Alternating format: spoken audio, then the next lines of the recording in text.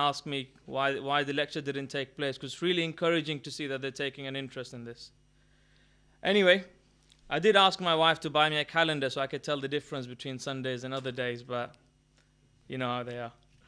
In any case, by the way, my time starts from now for those who are counting. Allah subhanahu wa ta'ala says, "Is there not in hell an abode or a place for all those who are arrogant?" Surah Az-Zumar, verse number 60. In the last 2 lectures, we've discussed how the love of Hussein elevates us in the eyes of Allah.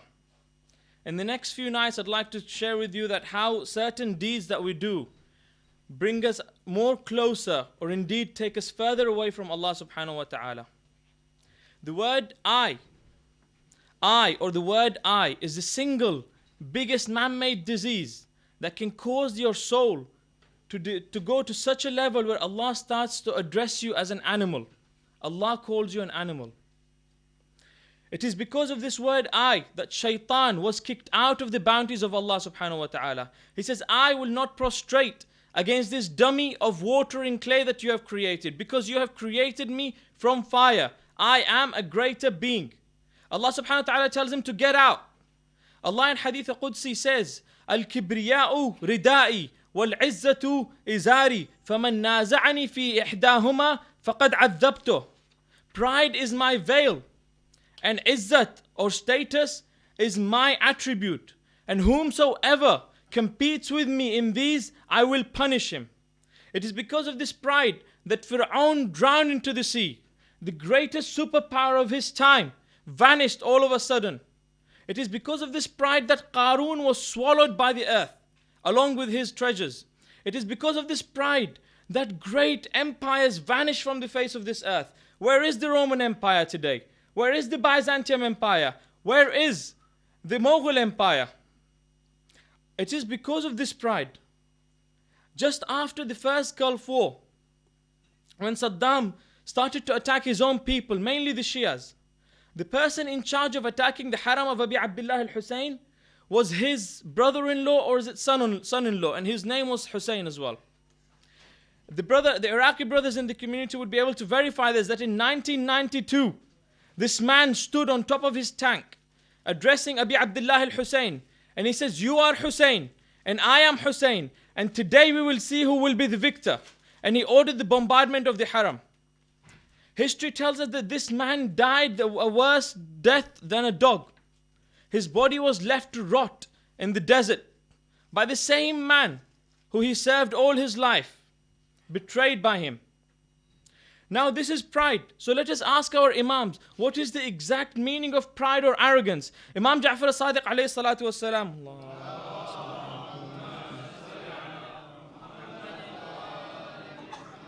tells us that pride is that state where a man reaches, where he starts thinking that everything that belongs to me is because of my great doing.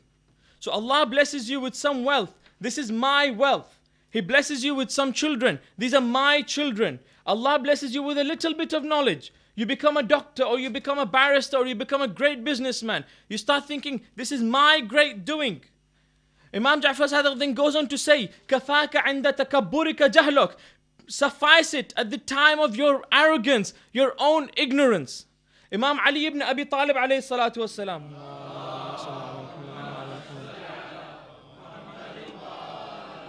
says, O son of Adam, look at yourself. You are nothing but an encyclopedia of needs. When you were in the womb of your mother, you needed me. I fed you. When you came out of the womb of your mother, you needed someone to look after you. I gave you this mother. I gave you this father. You grew up a little. You wanted to walk. I gave you these legs. I gave them the power to walk. You wanted to see. I gave you these eyes. I powered them with sight. You wanted to hear. I gave you these ears. I powered them with hearing. You wanted to smell. I gave you this nose. I powered it with the sense of smelling. You wanted to eat. I created this food for you. You wanted to drink. I created this water for you. You wanted to breathe. I created this oxygen for you. Every step of the way in your life you needed me. I gave you. Today you stand before me proud. Today you are proud of the children that I've given you. If I was to take your children away from you, where will you go with your pride? Today you stand in front of me proud of the knowledge that I have given you. Tomorrow you have an accident, you lose your memory. What would you do with your pride? Today you are proud of the little wealth that you have with you. Tomorrow, fine, have the wealth. At least buy yourself life. Tomorrow when Malakul Maut comes to take your life, tell him, please, here's a few pound coins. Let me buy a day. He'll say no. An hour, no. A minute, no. A second, he will say no. What good was all that wealth that you were proud of? What good was it? Allah subhanahu wa ta'ala says in the Quran, لَإِن شَكَرْتُمْ لَأَزِيدَنَّكُمْ وَلَإِن كَفَرْتُمْ إِنَّ عَذَابِي لَشَدِيدٌ. If you are grateful for what I have given you, I will give you more. And if you are ungrateful, then I will punish you. Once there was a companion of Imam Ali ibn Abi Talib who was a lover of Imam Ali. He used to live in Madain, which was a country or a place distant from Kufa. So he decided he wanted to do the ziyarat of Imam Ali. So he went to Kufa. When he arrived to Kufa, he was told that Imam had gone for the battle of Siffin. And as Maulana Sahib recited a few days ago, that the battle of Siffin was a long battle, a 13-month-old battle. So the man decided to settle in Kufa until the Imam returns. The man opened a business of butchery. I don't know what's called nowadays. So he became a butcher. And he waited and waited and waited till the Imam came. The battle finished. The Imam returned to Kufa. The following day, the Imam went to take a stroll in the bazaar of Kufa. Now the Imam was walking and all of a sudden he saw a small slave girl crying. He approached her and says, "Why are you crying?" Now the slave girl doesn't know the Imam. She was bought in some sort of a war as a girl, as a slave. The slave girl says, "My mistress sent me to buy some meat. So I went to the butcher, I bought some meat. When I returned home, she looked at the meat, she didn't like it. She shouted at me and she sent me back to exchange the meat. I went, I exchanged the meat, I came back. The mistress still looked at the meat, she didn't like it, she shouted again, she sent me back. Only this time when I went back, the butcher also shouted at me. And he said, I swear that I will not change this meat. Now I'm crying because if I go to the butcher, he shouts at me. If I go home, my mistress shouts at me. So what should I do?" Imam said to her, "Okay, follow me." They went to the butcher. The butcher doesn't know who the Imam is. He had never seen Imam. The Imam says to the butcher, "Exchange this meat for her, for she is in trouble." The butcher says, "I have taken an oath that I will not change this meat." Imam says, "Don't worry, I'll take responsibility for your oath." The butcher gets angry. He pushes Imam out of his shop and he says, "Who are you to take responsibility for my oath?" Imam backs away. He walks the slave girl back to her house. They knock the door. The owner opens the door. She says, "Imam, you have come to me. You should have called me. I would have come to you." Imam only replied, "Have mercy on the dwellers of earth, for Allah shall have mercy on you." She says, "Imam, I am sorry for what happened. I give this slave girl to you." Imam says, I have no need for slaves. I free her in the way of Allah. Now and then he headed towards the mosque to start praying. Now at the same time, a Sahabi of Imam, his name was Hudayfa al-Yamani. He was looking for Imam. And while asking in the shops, all the shopkeepers told me, "Yeah, the last time we saw him was in that butcher's place." So Hudayfa goes to the butcher and he says, "Did Ali ibn Abi Talib come here?" He says, "No, I have come to see Ali myself. He's definitely not been here." Hudayfa says to him, "Did a man of such and such description, wearing torn clothes, come to you?" He says, "Yes." He said, "That is Amirul Mu'mineen Ali." This man goes into a state of shock. He starts crying, he starts weeping. "What have I done?" He grabs a knife. He comes out of his shop and he shouts, "Oh, the poor people of Kufa, come and rob my shop, for I no longer deserve to be amongst you." He starts crying. He starts blaming himself. He cuts his own hand. He says, "This hand pushed Imam Ali. This hand no longer deserves to be part of my body." And he sits on the earth and he carries on crying. Over there, Imam Ali had finished his shukr namaz and there were tears in his eyes. He calls his son Hassan. "Oh, son Hassan, I have a brother in the streets of Kufa." He calls him a brother. He says, "I have a brother in the streets of Kufa who is crying for me. Go bring him to me." Imam Hassan goes, he brings this man and he puts his cut hand into his own abba. He comes, he puts himself in the feet of Imam. He says, "Oh Imam, forgive me. I did not know who you were. My only wish in this life was to see you." Imam says, "Why are you crying, brother? Since the minute you pushed me, I prayed to Allah. Oh Allah, forgive this man, for he does not know who I am." And he put his abba around the hand and he prayed. And the hand was joined back to the body. The point is that Imam Ali ibn Abi Talib, Fatih Khaybar Khunayn, the conqueror of the fort of Khaybar, he only had to do is say to this man, I am Ali, exchange this meat for her, and the man would have happily done it. But no, Imam was leaving a message for us.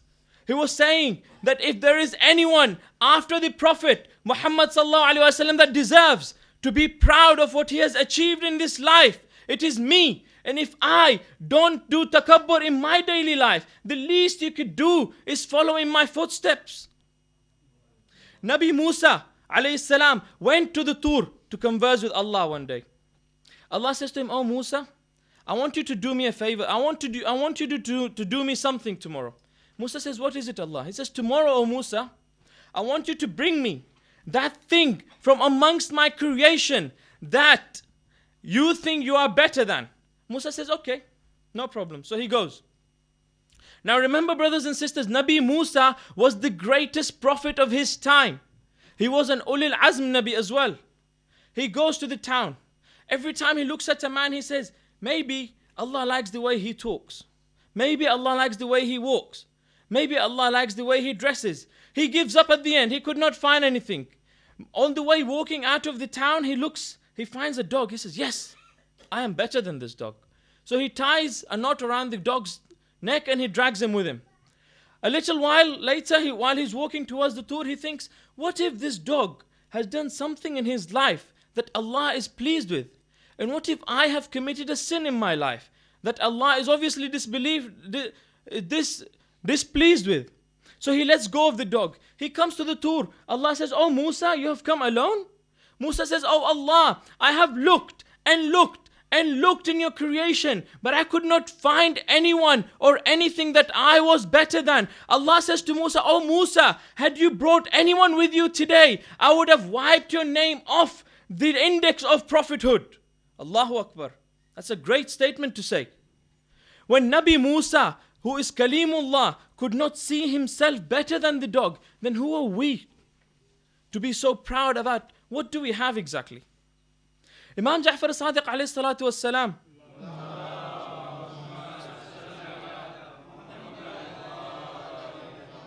says that the mutakabbir, or the proud person, will be resurrected on the day of judgment in the form of an ant. And Allah will allow everyone on that day to trample upon these ants until the mutakabbir's turn comes right at the end. Allah subhanahu wa ta'ala tells us in the Quran what will be the state of man on that day of judgment. He says, Allah says in the Quran, man will say, وَأَمَّا مَنْ أُوتِيَ كِتَابَهُ بِشِمَالِهِ فَيَقُولُ يَا لَيْتَنِي لَمْ أُوتَى كِتَابِيَا وَلَمْ أَدْرِي مَا حِسَابِيَا يَا لَيْتَهَا كَانَتِ الْقَاضِيَا مَا أَغْنَى عَنِّي مَالِيَا هَلَكَ عَنِّي سُلْطَانِيَا خُذُوهُ فَغُلُّوهُ ثُمَّ الْجَحِيمَ صَلُّوهُ ثُمَّ فِي سِلْسِلَةٍ ذَرْعُهَا 70 ذِرَاعًا فَاسْلُكُوهُ. Man will say, the man who will be given his book in his left hand will say, I wish I had not been given my book. I wish I could not see my bad deeds. I wish that this was my end. I wish that I had never existed. What good was all that wealth which I accumulated?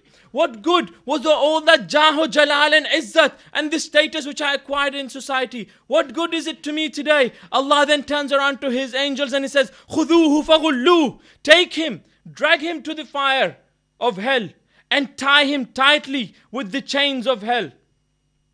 Is that our end? Is that going to be our final destination? Today, when people ask you, what can we do to improve ourselves? You tell them, take your imams, make them your idols. Make the ashab or the companions of your imams as idols. They'll say to you, no, that was Imam, he's Ma'soom. That was Musa. How can we be like that?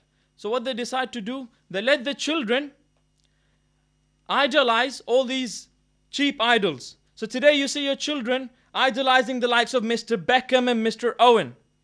And those of us who are on the extreme end of the scale would allow our children to idolize the pop stars, the rock stars and the movie stars. Why? Why are you building the road to your own destruction? You coming to this majlis is definitely a great sign. Allah subhanahu wa ta'ala says that uphold my message. You اعتصموا بحبل الله جميعا. Hold on tightly to the rope of Allah. How many of us can say that we are doing that today? How many of us are allowing our children to do what they want to do, and then tomorrow we blame ourselves, we blame everything else in society around us? No one is asking you to idolize Imam. Okay, let's accept that you can't idolize Imam. Okay, let's accept you can't idolize Habib ibn Madahir, for example, or Qambar, the slave of Imam Ali, or Joan, the slave of Imam Hussein. Maybe, as you say, probably, that there isn't enough information to idolize them, although I think not. Let's assume that there isn't. How many of you can really sincerely say that you have read the autobiography of the great Ayatollah al-Uzma al-Khomeini? How many of you can say that we've encouraged our children to find out more about the great Ayatollah, Shaheed Muhammad Baqir al-Sadr, whose head was drilled from one end of his skull to the other in front of his own sister Bintul Huda? Bintul Huda, they said that she had acquired such a status in knowledge that if ijtihad was allowed for women, she would indeed be a mujtahid. Allahu Akbar. This is a great message for my sisters, that a man writes this for you. What more do you want?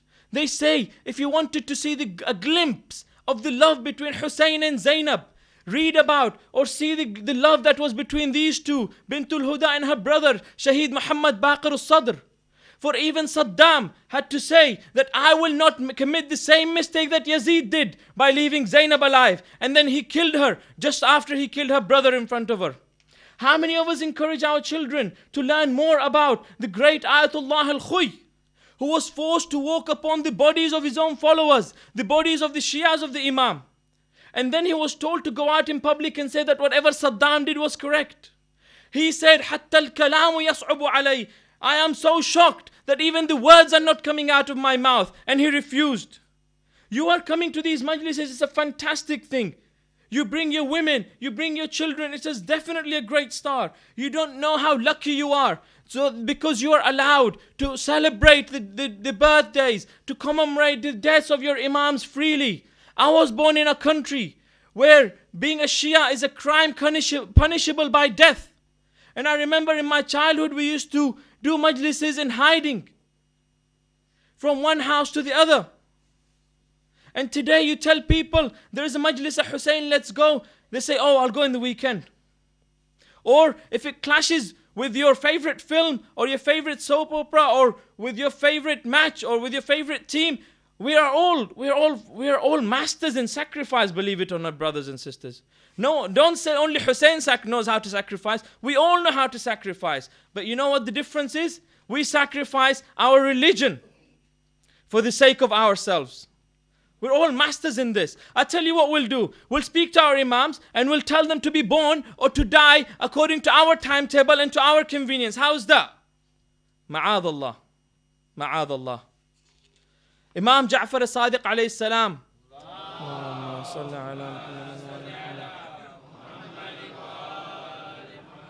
used to uphold these majlis al-Hussein. Every imam that passed upheld these majlis al-Hussein. Ye majlis al-Hussein alayhi salam hai. इसमें शरीक हर खास व आम है, मिलती है अता हमको जो सैयदा से, हमसे बुलंद जहां में किसका मकाम है. These are the majlises that when the month of Muharram used to commence, Imam Ja'far as-Sadiq alayhi salam used to open the doors of his house to invite people to come and commemorate the death of Imam Abi Abdullah al-Hussein, to cry for his grandfather. He used to invite all the people to come, and he used to invite one particular companion of his, Da'bal al-Khuza'i, who was a poet. He used to say, Da'bal, I request you to recite that poem for Bibi Fatima, which you are famous for. And Da'bal would recite, and Imam would cry. Da'bal would say, Afatimu law khilt al-Husayn mujaddalan. Your Imam is crying with you. Oh Fatima, if you were to see your son Hussein thrown on the plains of Karbala, وَقَدْ مَاتَ عَطْشَانًا بِشَطِّ فُرَاتٍ. After he has been slaughtered, thirsty, near the flowing river Euphrates, للطمت الخد إذا يا فاطم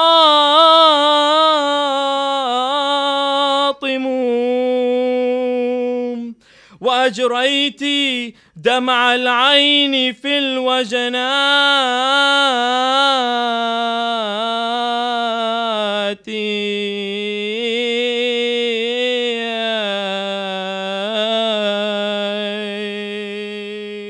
For sure you would have beaten yourself, O Fatima. You would have slapped the cheeks and allowed the tears to flow from your eyes when the caravan of Hussein was being taken from Karbala to Kufa and then to Sham. Historians write that the Qafila was going at such a speed that many a times children would fall off the backs of the camels and the Qafila would not stop. Many a times these children would be trampled upon by these camels. There came a time when the caravan all of a sudden stopped.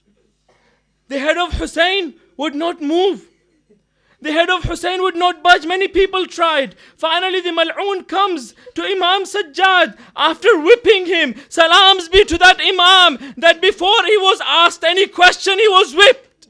They would whip the Imam. They ask him, go ask your father why his head would not move. Imam Sajjad comes to the head of Abi Abdullah al-Husayn. He says, oh father, my body has suffered so much beating. Why the enemy wants to know why you are not moving. Imam Hussein replied, oh son Sajjad, how can I move? I cannot see my daughter Sukaina. Everyone started looking for Sukaina, but she was nowhere to be found until Bibi Zainab saw Sukaina lying in the laps of a fully veiled lady, and Sukaina was telling that lady what had happened to her. The lady was comforting Sukaina. Bibi Zainab approaches that lady and she says, may Allah have mercy on you, lady, for I did not think there was anyone left in this world to care about the household of the Prophet. That who are you lady, so I can pray to Allah. The lady stood up, she unveiled, oh daughter Zainab, do you not recognize me? I am your mother Fatima. I have been with you since the time you left Medina. Zainab, I was with you when you arrived to Karbala. Zainab, I was there when Hussein was pulling the spear out of the chest of Ali al-Akbar. Zainab, I was there when Hussein picked the hands of Abbas and he kissed them. Zainab, I was there when Hussein was pulling the arrow out of the neck of Ali al-Asghar. Zainab, I was there when Shimr was sitting on the chest of your brother Hussein, holding his beard, slaughtering his neck. Zainab, I was there when Shimr Mal'oon injured your head with his spear while he was pulling your rida. ألا لعنة الله على القوم الظالمين وسيعلم الذين ظلموا أي منقلب ينقلبون. اللهم بحق فاطمة وأبيها وبعلها وبنيها والسر المستودع فيها يا الله.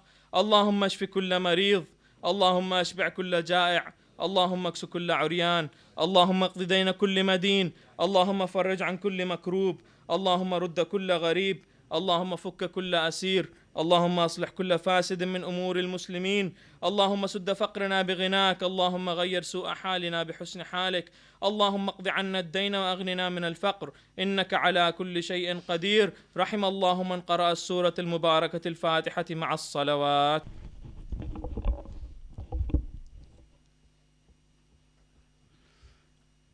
أعوذ بالله من الشيطان اللعين الرجيم. بسم الله الرحمن الرحيم.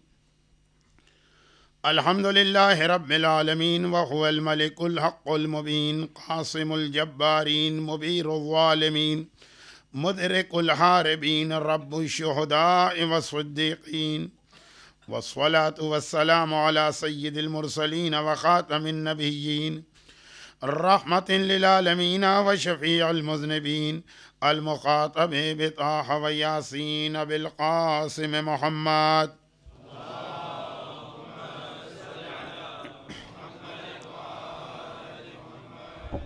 وآله وقطرته وأهل بيته الطيبين الطاهرين المعصومين المظلومين المنتجبين المكرمين الميامين ولعنة الله على أعدائهم أجمعين.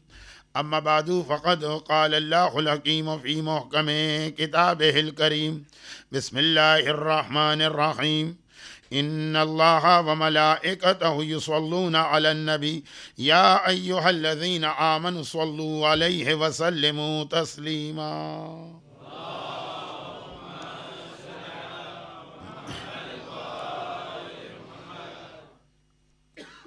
چونکہ ابھی ہمارے ٹاپک کا انٹروڈکشن چل رہا ہے، اس لیے قرآن کریم کی اس آیت کی تفسیر اور یہ آیت ہمارے اس ٹاپک سے کیا ریلیشن رکھتی ہے اس کا بیان نہیں ہوا، اور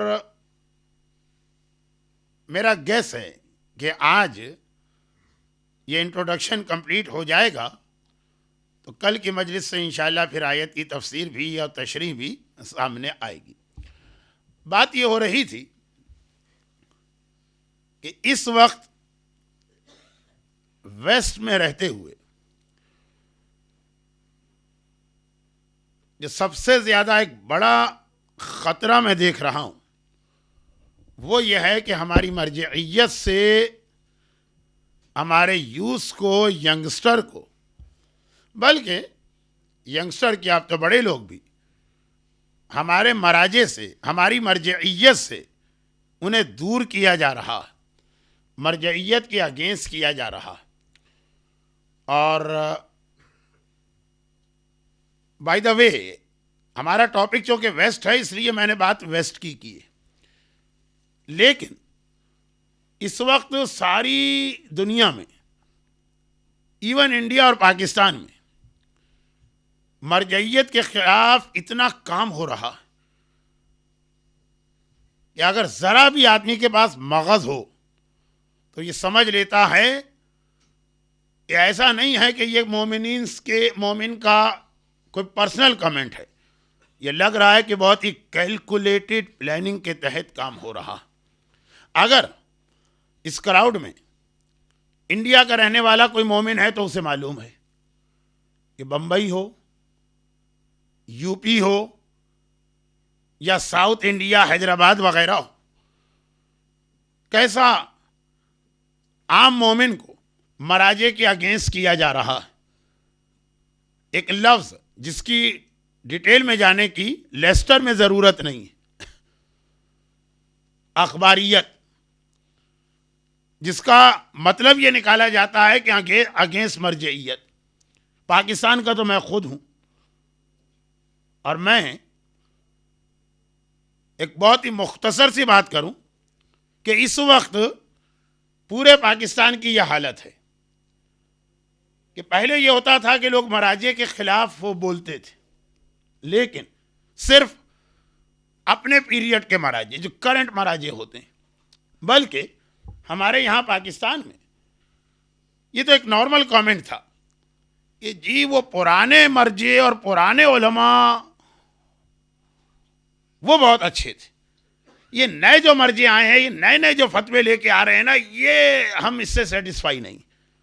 نارمل یہ بات تھی، یہ ہمیشہ ہوتا، ایک جنریشن گیپ الٹے ریورس میں، یعنی آدمی جس پیریڈ کا ایک پارٹ ہوتا ہے اس کو اتنا اچھا نہیں لگتا ہے، اور جتنا زیادہ ڈسٹینس آ جاتا ہے ٹائم واز، وہ شخصیت بہت گریٹ لگتی ہے.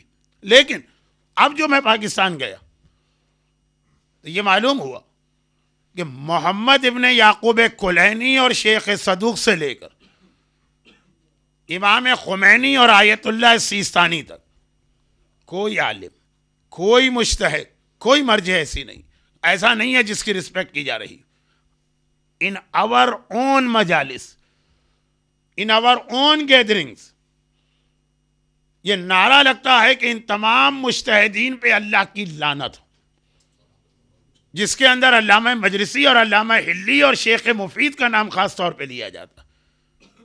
یعنی اگر ہم ان کو مائنس کر دیں شیعت میں سے تو شیعت کے پاس کیا رہے گا؟ ہم میں سے کون ایسا ہے جس نے کسی امام معصوم کو ڈائریکٹ دیکھا ہو یا ان سے کانٹیکٹ ہوا ہو یا کوئی امام معصوم سے میٹنگ کی ہو؟ جو ہمارے پاس نالج ہے، جو ہمارے پاس ہمارے بلیو ہیں، جو ہمارے پاس ہماری ہسٹری، یہ سب انہی علماء اور مراجع سے آئیں. دیکھیں پہلے وہ وہاں تک بات چل رہی تھی کہ لوگ امام خمینی کو کنڈیم کرتے تھے، لیکن یہ کہتے تھے کہ اس سے پہلے کہ مرجع علامہ مجلسی اور علامہ ہلی اور شیخ Tusi, how great they are. مگر اب جو میں نے کہا کہ محمد ابن یعقوب کلینی سے لے کے آج تک اور مرجعیت کے اگینسٹ کرنے کے لیے انڈیا میں، پاکستان میں، ایران میں، عراق میں، گلف میں، بحرین، کویت وغیرہ میں، وہاں پہ ایک الگ قسم کی پالیسی بنائی گئی. وہاں پہ لوگ اتنے سائنٹیفک مائنڈ کے نہیں ہوتے. تو مثلا وہاں دو چیزیں بہت زیادہ آج کل کامن ہو رہی ہیں، کہ میں صرف اس لیے آپ کو بتا رہا ہوں کہ اسلام پہلی ڈیوٹی ہر مومن کی یہ رکھتا کہ اسے اویئر ہونا چاہیے اپنے زمانے کی دنیا سے. یہ نہیں ہے کہ آپ لیسٹر میں رہتے تو بس آپ خالی لیسٹر کے بارے میں جانتے ہو. لیکن ویسٹ کا یہی طریقہ.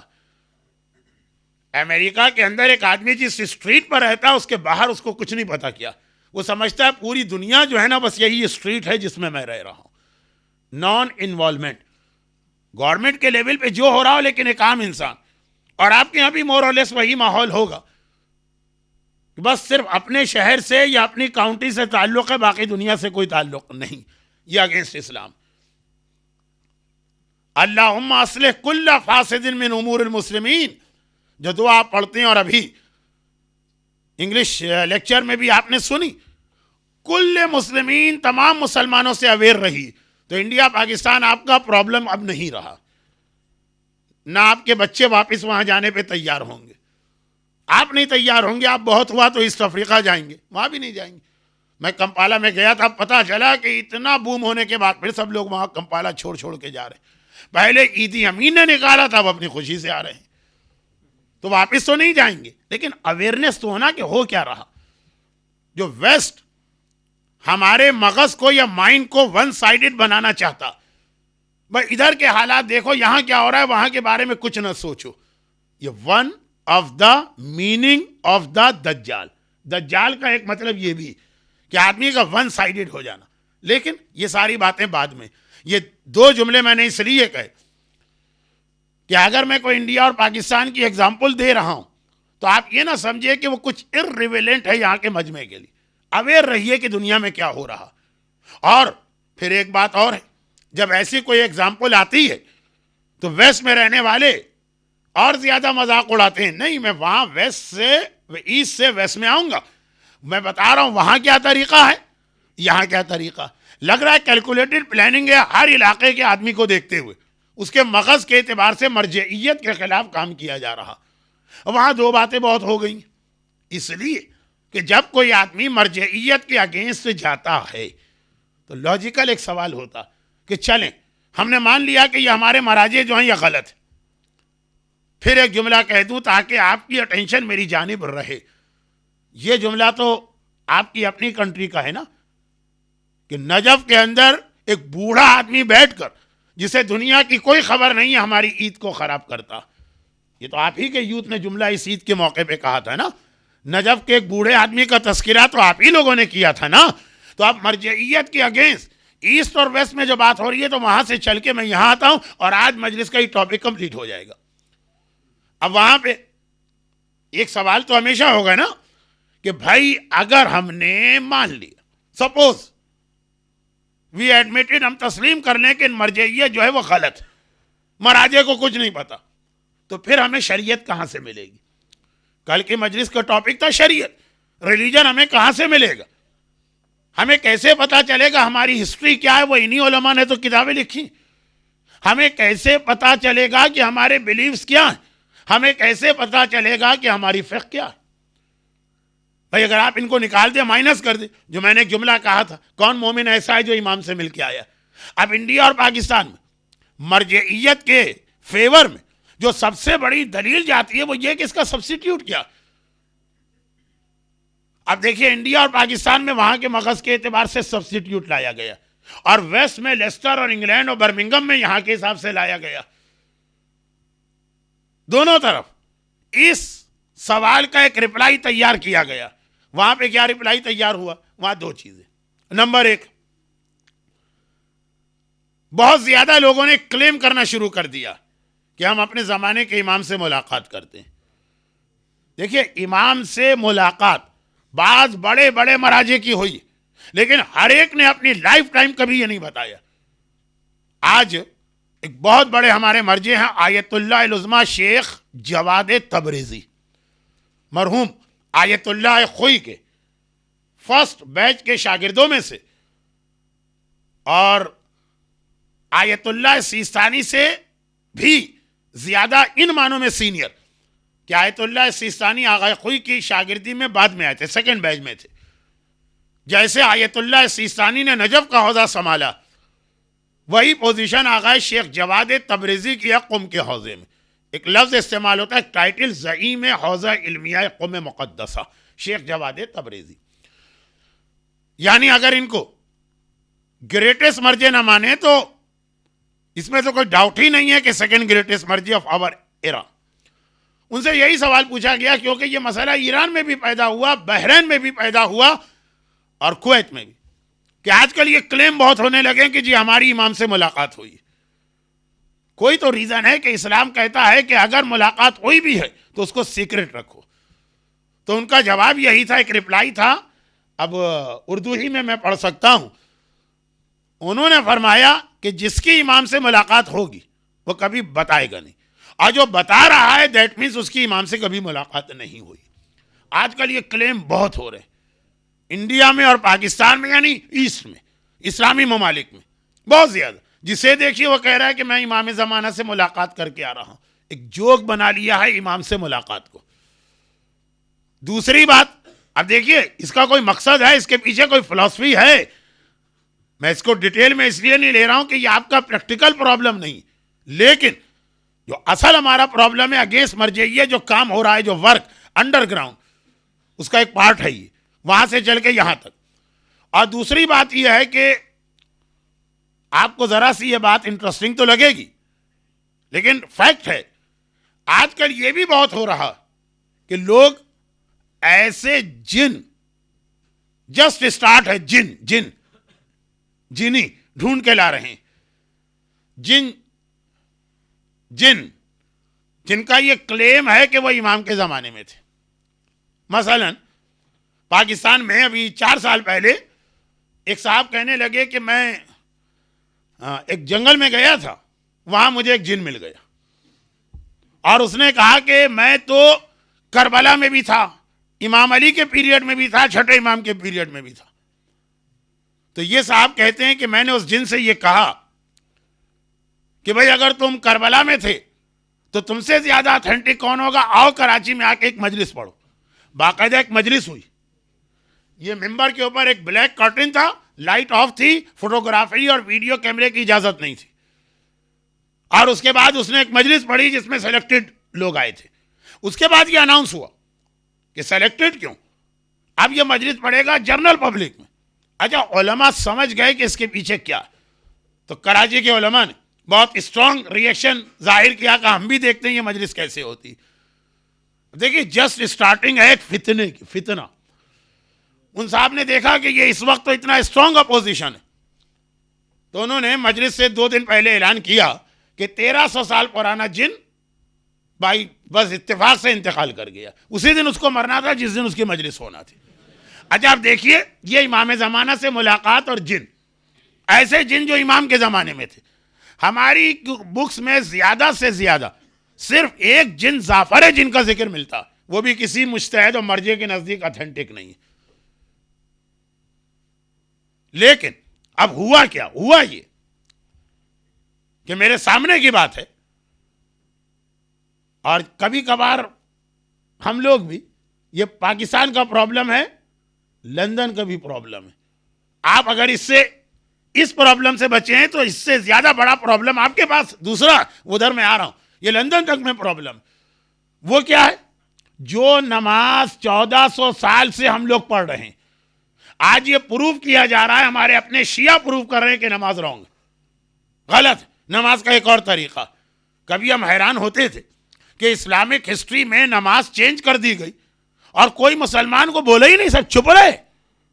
آج ہماری آنکھوں کے سامنے ہو رہا، پاکستان میں نماز چینج ہو رہی ہے، لندن میں نماز چینج ہو رہی ہے، نماز میں ایڈیشن کیا جا رہا، اور یہ کہہ کے ایڈیشن کیا جا رہا ہے کہ 1400 سال کی ساری نماز غلط. اور چونکہ مراجع اس نماز کو نہیں مانتے ہیں جو نئی نماز بن کے آ رہی ریوائز ایڈیشن نماز کا, تو وہ سارے مراجع پہ لعنت ہو رہی اور مومنین کرام پہ لعنت ہو رہی.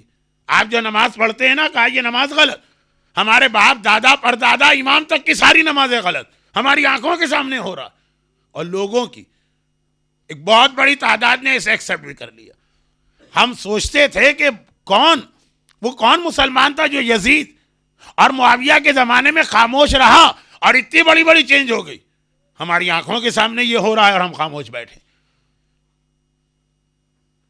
جیسا کہ ابھی انگلش اسپیکر نے کتنے اچھے طریقے سے بیان کیا, خاموش بیٹھے. لیکن چونکہ یہ آج کا ٹاپک نہیں ہے, اس لیے نہیں ہے کہ یہ آپ کا ڈائریکٹ مسئلہ نہیں ہے. خلاصہ اس کا یہ کہ ابھی میں ماہ مبارک رمضان میں پاکستان گیا تھا, تو وہاں پہ مومنین کنفیوز ہو گئے. سمپل مومن کہ یہ والی نماز کو صحیح مانے کہ پرانے والی کو. تو ایک آدمی نے کہا کہ اگر وہ جن زندہ رہتا تو سارا پرابلم سالو ہو جاتا. وہ تو چھٹے امام کا اسٹوڈنٹ ہے, ہم اسی سے جا کے پوچھ رہے تھے کہ امام کس طرح نماز پڑھتے تھے. فوراً میرے دماغ نے مغز نے کلک کیا, یہ جو آج کل جن پاکستان میں ڈھونڈ کے لا رہے ہیں, یہ اس کا مقصد ہے کہ جب ہم کہتے ہیں کہ اگر آپ اسلام میں سے مرجع کو ڈیلیٹ کر دیں گے تو پھر شریعت کیسے ملے گی. اب جواب یہ ملے گا ضرورت کیا ہے مرجع کی. مرجع تو پھر بھی بک کی مدد سے فتویٰ دے رہا ہے نا. وہ جن تو ڈائریکٹ امام کے پاس بیٹھ کے آیا ہے, اس کی بات صحیح ہوگی یا اس مرجع کی بات صحیح ہوگی. اور وہ جو لوگ امام ضمانت سے ملاقات کر رہے ہیں وہ بھی یہی کہتے ہیں. جو میں نے ابھی کہا نا کہ بھائی اگر آپ کے پاس مرجع نہ ہو تو آپ کو کیسے پتا کہ نماز کا طریقہ کیا آپ امام سے ملیں. تو اب جو نئے نئے کلیم آ رہے ہیں کہ ہم امام سے ملتے ہیں, وہ کہتے ہیں یس ہم امام سے ملے. آپ کے آقا سیستانی یہ کہتے ہیں اور امام تو یہ کہہ رہے ہیں. آپ کے سید خوئی تو یہ کہتے ہیں اور امام یہ کہہ رہے ہیں. امام خمینی نے یہ کہا ہے اور خود امام یہ کہہ رہے ہیں. اب بتائیے, اگر یہ پروف ہو جائے کہ امام کچھ اور کہہ رہے ہیں اور آقا سیستانی کچھ اور کہہ رہے ہیں, تو یقیناً امام کی بات مانی جائے گی, آقا سیستانی کی بات نہیں مانی جائے گی.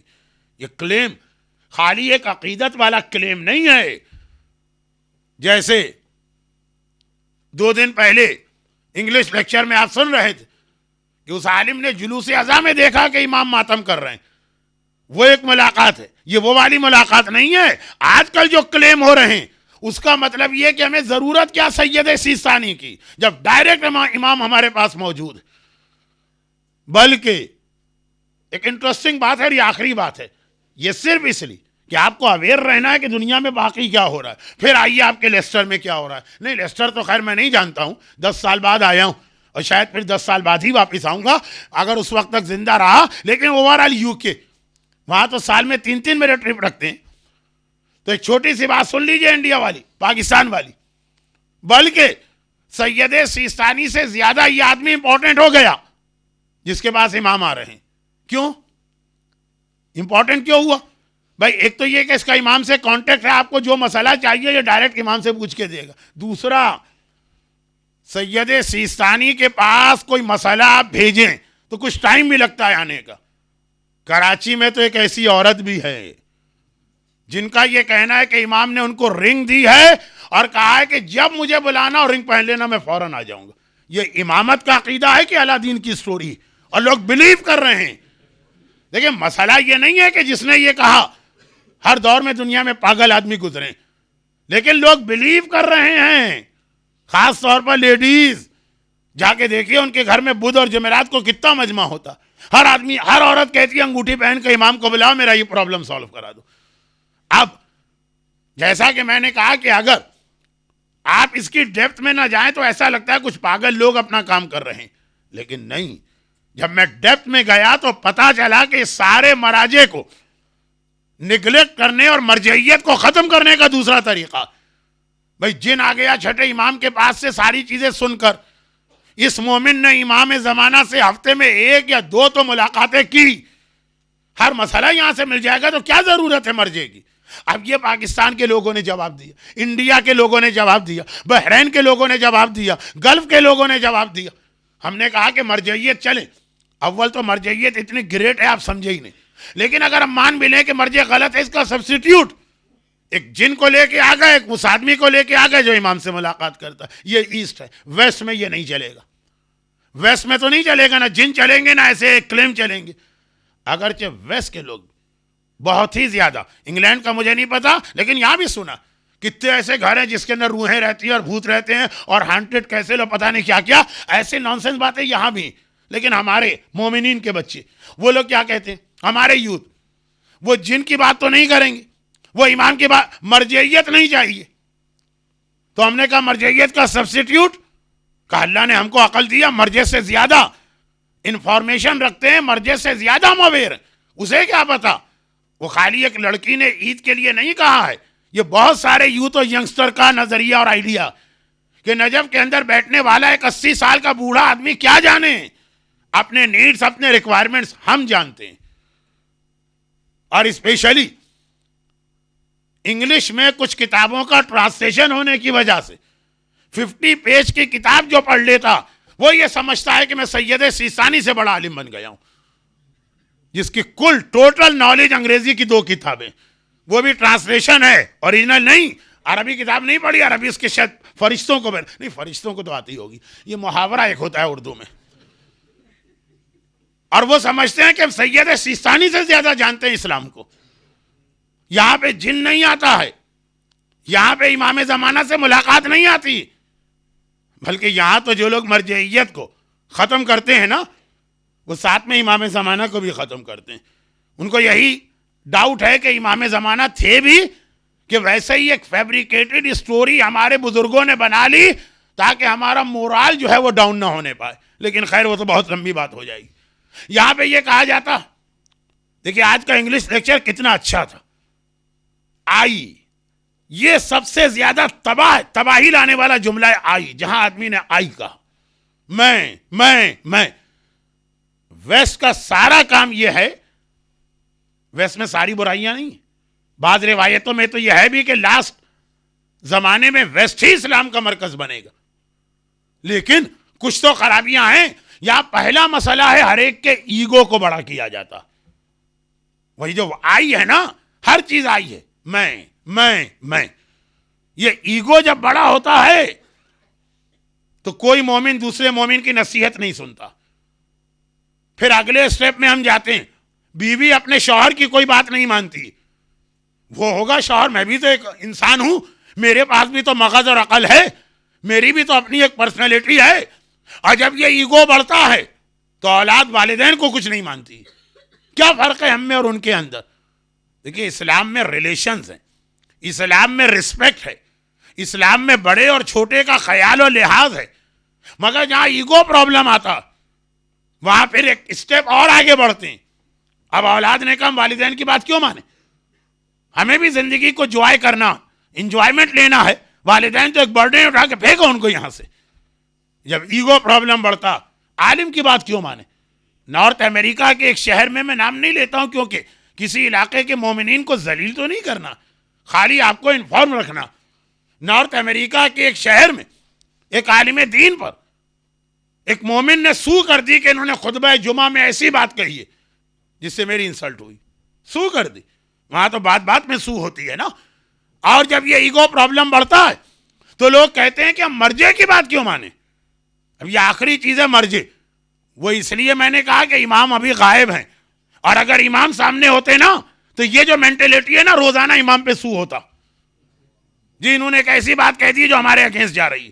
اب وہ ایگو پرابلم, آپ کی ایگو کو بڑا کیا جا رہا ہے. آئی آپ میں سے اکثر لوگ, نہیں اکثر میں نے غلط کہا, لیکن بہرحال ایک اچھی خاصی تعداد شوہر بیوی کے پرابلم میں یہ دیکھ رہی کہ وہ جو پہلے ہماری عورتیں تھیں جن میں ٹالرنس تھا, وہ یہ بات بعد میں ہوتی تھی کہ شرعن کیا واجب ہے کیا واجب ہے. Tolerance 0% tolerance. ویسٹ میں اگر 9/11 کے بعد آیا ہے تو بہرحال انڈیویجولی ہر ایک کو یہ بتایا گیا کوئی ضرورت نہیں ہے تمہیں ٹالریٹ کرنے کی, بلکہ سڑک میں اور بازار میں ایک اسٹرینجر کو پھر بھی آدمی برداشت کر لیتا, بیوی شوہر کو نہیں برداشت کرتی, اولاد والدین کو نہیں برداشت کرتے. اور وہی چیز مرجعیت تک پہنچی.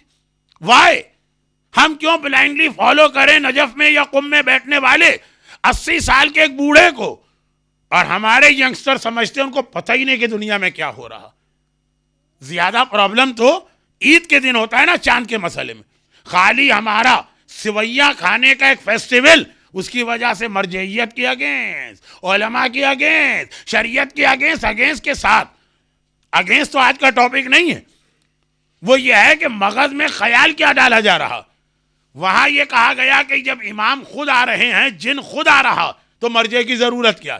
یہاں کہا گیا جب ہمارے پاس خود مغز ہے اور ہم دنیا کے حالات کو جانتے ہیں اور ہم ویل انفارمڈ ہیں، مرجع کو اتنی انفارمیشن نہیں ہے، تو ہم کیوں اس کو فالو کریں.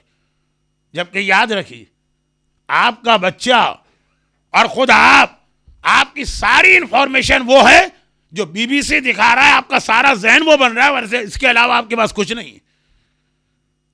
وہ میں اس کے اوپر آگے چل کے تربیت اولاد، ویسٹ میں تربیت اولاد تو سب سے اہم مسئلہ ہے، اس پہ بات ہوگی. میں صرف ایک چھوٹی سی بات عرض کر دوں. ایک بڑا پرابلم یہ بھی ہوتا ہے کہ کمیونیکیشن گیپ. ہمارا مرجع کتنا ویل انفارم ہوتا. میرا خیال ہے کہ 82-83 نہیں 85 میں فرسٹ ٹائم میں لیسٹر آیا تھا. کوئی نہیں جانتا تھا کلوننگ کیا چیز. آج لوگ کہہ دیتے ہیں نا کبھی کبھار، ارے مراجے کو تو یہ نہیں پتا ہوگا کلوننگ کیا چیز ہے، فتویٰ کہاں سے دیں گے. میں فار ایگزامپل ایک بات کہتا ہوں. 1964 میں جب حضرت امام خمینی رضوان اللہ علیہ کی تحریر الوسیلہ نامی بک چھپی، فتوے، یہ فتوی اسلامک لا جو امام خمینی کے، اس کا لاسٹ پارٹ پڑھنے والا تھا 64 کی بات. جب آپ میں سے کتنے لوگوں کو یہ چیزیں معلوم تھی، جس کو اپنے فتوے کی بک میں امام خمینی نے ڈسکس کیا اور اس کے بعد اس کے حوالے سے رولنگ تھی. لوگ کہتے کہ جی مہاراجی کو پتہ ہی نہیں کہ چاند کیسے نکلتا کیسے ڈوبتا، اسی لیے تو وہ ہر سال ہماری عید جو ہے نا اس کا مزہ خراب کر دیتے. مہاراجے تو یہاں تک فتویٰ دے چکے ہیں، اور یہ آج کی بات نہیں ہے، 64 کی بات. جب ہمارے اچھے خاصے پڑھے لکھے لوگوں کو یہ نہیں معلوم تھا کہ انسان اتنے جلدی چاند پہ جائے گا. اور 64 کی کتاب میں یہ مسئلہ فتویٰ موجود ہے. خالی مسئلہ نہیں، اس کا سلوشن بھی، کہ بھئی دنیا میں رہ کے تو ہم چاند کو دیکھ کے عید مناتے ہیں، اور اگر خود چاند پہ چلے گئے تو وہاں کس کو دیکھیں گے. ہم خود اٹسیلف چاند پہ رہ رہے ہیں، وہاں پہ ہمارے روزے کیسے شروع ہوں گے اور ہماری عید کیسے شروع ہوگی. باقاعدہ پہلے خود ایک کوئسچن کیا ہے، پھر اس کا رپلائی دیا.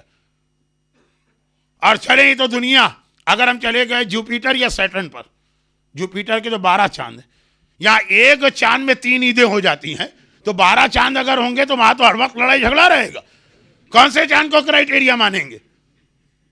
یہ سوال خود ہی مرجع نے کیا، جو کسی کے دماغ میں اس وقت دور دور نہیں ہوگا 64 میں، اور اس کا سلوشن دیا. دنیا میں ہم رہتے ہیں، یہ چاند اتنا امپورٹنٹ نہیں ہے. ہو سکتا ہے کہ کبھی یہ چاند، یہاں تک امام خمینی کا فتویٰ ہے کہ اگر کبھی کوئی آدمی ایسا ہو جو اس چاند کو کڈنیپ کر کے لے جائے، اور پاسبل ہے، کوئی اتنی بڑی فورس آ جائے کہ جو چاند کو اپنی جانب اپنی گریویٹی سے کھینچ لے، کہیں اور لے کے چلی جائے، تو ہم لوگ کیا کریں گے؟ پہلے زمانے میں کسی گاؤں میں کوئی بڑھیا تھی جس کا مرغا صبح بولتا تھا تو اذان ہوتی تھی. وہ گاؤں والوں سے ناراض ہوئی، مرغے کو بغل میں دبایا، میں جا رہی ہوں، اب دیکھتی ہوں تمہاری نماز کیسے ہوگی.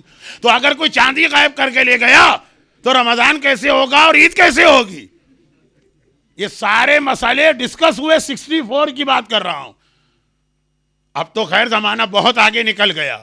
ہمارے حوزے میں کیا سائنٹیفک ریسرچ ہو رہی ہے پتہ ہی نہیں.